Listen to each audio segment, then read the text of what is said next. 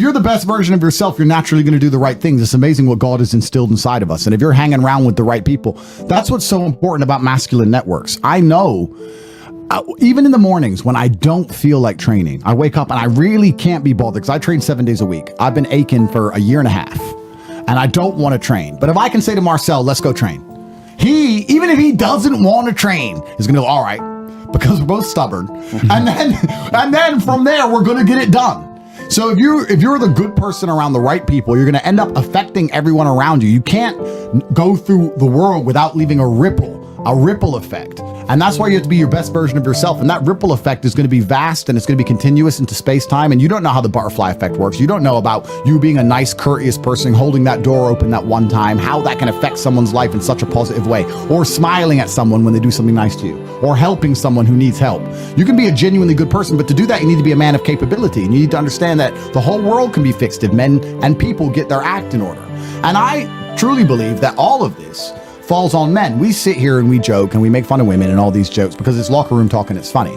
But I actually believe that men are meant to lead, and women in general, as a general rule, when they find a man they respect, they follow him. And I know that because if you meet a good woman and she loves you, all of a sudden she likes the music you like. Yep. She likes the cars you like. She believes the politics you believe. She watches the shows you watch. So if we have such a problem with women, she plays the games you play. All of it. So we have such a problem in the world today. That's down to a huge lack of masculine role models and a huge lack of men doing their job.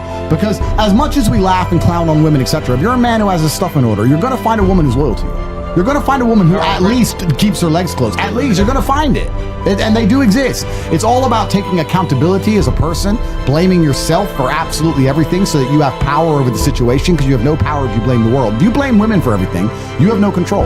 Yeah. If you blame yourself, you have control over the situation. And I think that if men get their act together, you'll be surprised how that will expand out towards society and how not only your life gets better, but the life of everyone you care about, everyone you meet, everyone you interact with, their lives get better by extension. And that's what we need to fix society. Go ahead, Tristan. Sorry, I was going to say, and if a man like Myron makes his little ripples in the lake, and Andrew makes his little ripples in the lake, and Marcel and Walt and me and everyone makes their little ripples in the lake, and every single person who picks up on those ripples makes his own little splash, it could spread like a virus. You'd be surprised how fast things could spread. How much one celebrity or one famous person or one influential person can change the world. It's happened millions of times over human history. We can all name hundreds of influential people whose little single splash of a single act of resistance, Rosa Parks, for example, can lead to a splash and a ripple in other people, in other people, in other people that could change a nation, that could change a country, that could change the fucking world. So, yeah, we make our stupid jokes. Yeah, it's locker room talk. Yeah, we like to make fun. Yeah, some of the things that we say can and will be used against us in a court of law. Yeah, we know this. Yes. However, we know our fans are getting an overwhelmingly positive message from what we say, and be your own little spark, be your own little ripple in that lake. Another way to view the world, it's just a wrong way to view the world. Every man understands you shouldn't be complaining about things you cannot change. You have to play the cards you're dealt. I can't be a cowboy. Justin's a cowboy, right? I can't be an Australian. Sterling's an Australian. I can't be a dickhead. Tristan's a dickhead. you have to accept your role and you have to play it, right? To be born a certain height and then to sit there and go, what do I do? I'll tell you what you do. You become the best version of yourself, just like everyone else does. We're all born, okay, let's say we were all blessed with height at this table. We still had to become the best version of ourselves. If I was only 6'3" and didn't achieve any of the other things I've achieved, none of you would be watching this podcast right now. True. Nothing about the height is in and of itself enough value for me to be a valuable man. As a man, you build your value. You are born with the cards you're dealt. Sure, it'd be ideal. Look, I'd love to be 7 foot tall. I'm not.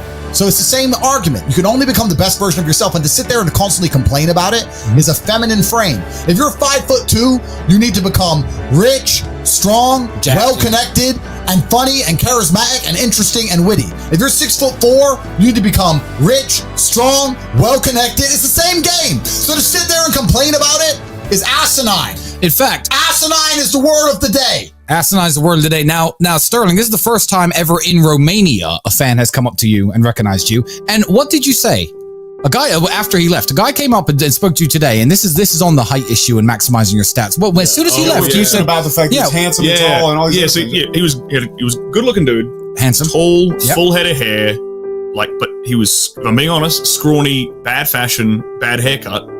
He had, you said it, God's given him all these tools, advantages, and he hasn't taken advantage of He's folding on a handful of aces. He's got 4 aces, he's folding them. Yeah. But all of you, listen, ladies and gentlemen, and this is extremely important, all of you have a handful of aces. I don't think you understand that bacteria could have stolen your eyesight at the age of fucking 3. You could have been in a car crash at 4 years old and lost your legs. Do you have any understanding of how lucky you have been? This is pure luck. This only luck has kept you fully able-bodied, sitting there, capable of learning and listening and becoming something. And then you're gonna sit there and pretend you don't have a pocket full of aces? You have a pocket full of aces along with everybody else. I would actually guarantee that most of the people watching this podcast had a better start than most of us. 100%. And here we are. So you have to, this whole frame I don't like. It's a question I get a lot. What do I do if I'm not rich? What do I do if I'm not tall? What do I do if I'm not handsome? I'm uninterested. We're not females. If you come to me and say, I'm an ugly chick, what do I do? That's a genuine question because then you're fucked, right? But if you're an ugly man, that's not real because you can become scary. You don't need to be good looking. You can be scary as hell. You can just be a monster. That's fine. You don't have to be handsome if you're scary. You don't really need to be that tall if you're important and rich. And when you walk in the room, you think when fucking Mayweather walks in the room, people give a shit? That's Mayweather. Yeah, he's 5'3" or something, isn't he? He's tiny. He's tiny. Yeah, people shut the fuck up. That's right. So this whole narrative, this whole frame, the fact you even ask that question shows that you're fundamentally broken. So fix that. Fix that frame in your mind. You are viewing yourself as a short man. Stop it. Because then she's going to view you as a short man. Walk the fuck up and be the man. That's the answer to the question. There's no other answer to give you. You can't change it. That's the answer. Bad things happen. Bad things happen, and there's absolutely no advantage in life to looking at one of your disadvantages and accepting it as a massive disadvantage to the point where it detriments your mindset. So I'll give you an example. I had a guy who came to me and said, Tate, you're a G, but I'm 5'4". And it's hard because girls don't like short guys. And I said, yeah, that's true. This is hard. And you're right. It is a disadvantage. He goes, what should I do? I said, do the exact same thing as if you were tall. Don't try and like walk around with your chest puffed out or nothing.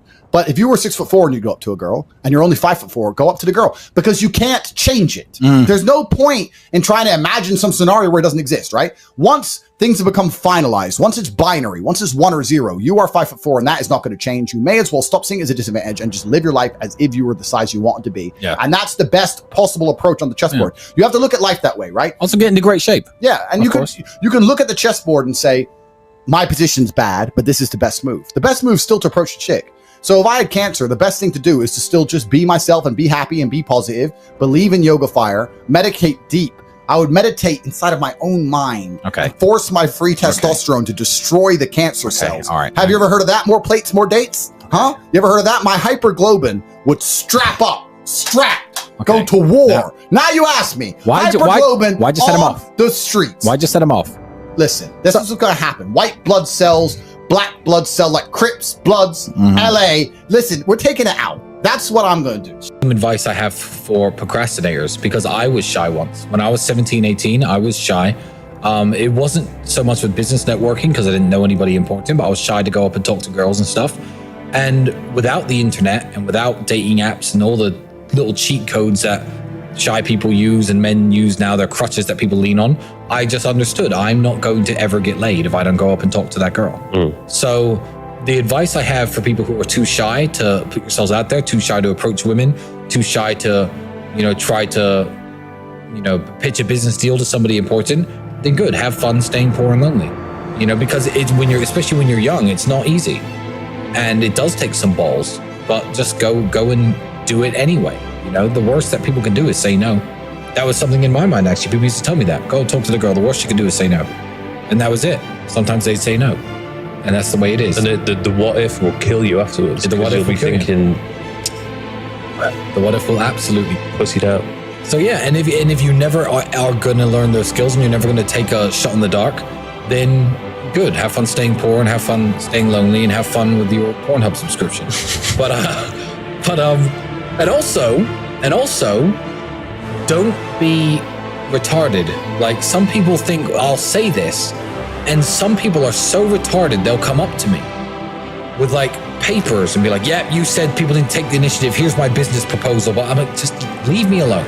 That's not what I mean. I mean, like, just if you don't have confidence, fake confidence. Confidence is the one thing you can fake, and people believe you have it. If you, I'm shy, go talk to the girl. Okay. If you actually walk up and talk to her, then you're not shy. You've spoken your confidence into existence. So yeah, and a lot of people won't ever do that, and I have no help for them. What could I possibly tell them? It's going to fix them? Nothing. But you're going to be lonely, and you're going to be broke if you stay there. You have to almost look in the mirror and just tell yourself that you are the man. Yeah. And you have to believe you are the person that you want to be. Absolutely. And just by thinking that, then you feel as though whatever situation you're in, that you're supposed to be in this situation. The person I want to be wakes up at 7 and he trains for 2 hours. The person I want to be wouldn't let that pretty girl walk past him without introducing himself and saying hello. The person I want, so okay, good. So you're going to wake up and lay in bed and then not talk to the pretty girl. Then you'll never be the person you want to be.